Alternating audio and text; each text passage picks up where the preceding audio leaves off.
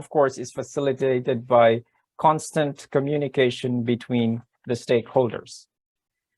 Some of the questions that may come up is, if we know what is responsible innovation, what is irresponsible innovation? Well, that question is very difficult to answer, but there have been several examples that highlight the need for responsible innovation.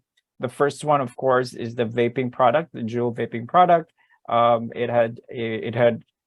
It's one of the demonstrated impact is its effect, or it became a tool to encourage teenagers underage it became an entryway to smoking, and there have been a lot of legislation to address or to minimize, or there have been a lot of actions to discourage that trend. Another example is the pain medications. Purdue Pharma had, there was overprescription. They took steps in order to encourage the use, oftentimes not needed, and that became to the opioid addiction, very high rate of opioid addiction in the United States, and we know, the consequences of that. Another one is the Ashley Madison, the dating website. Yes, there was the technology behind it. It had potential users, but what were some of the moral and ethical implications of such a website? More recently, we had the FTX crash. When it was introduced, it was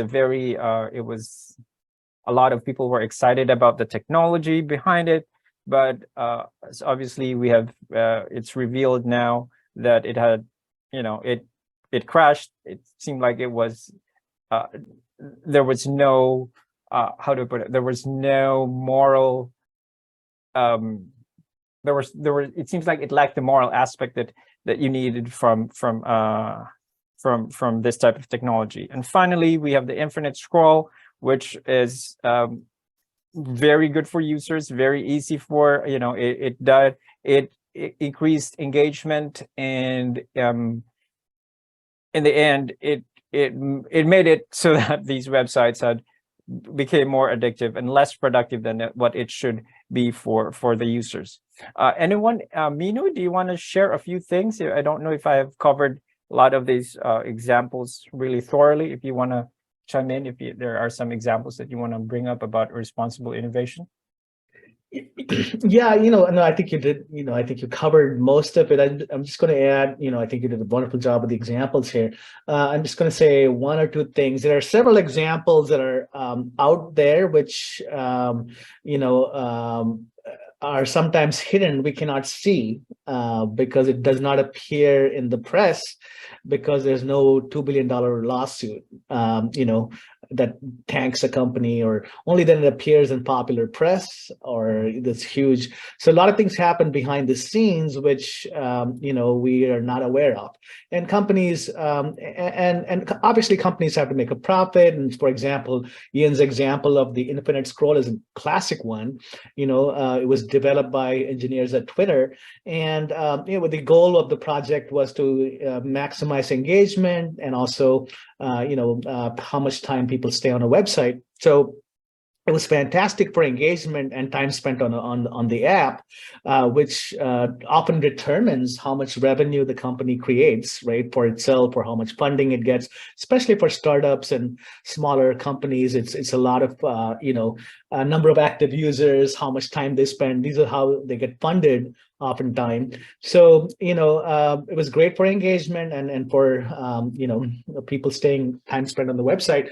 But really murky consequences for teenagers and people spending. For those of you who have kids, we know exactly what we're talking about.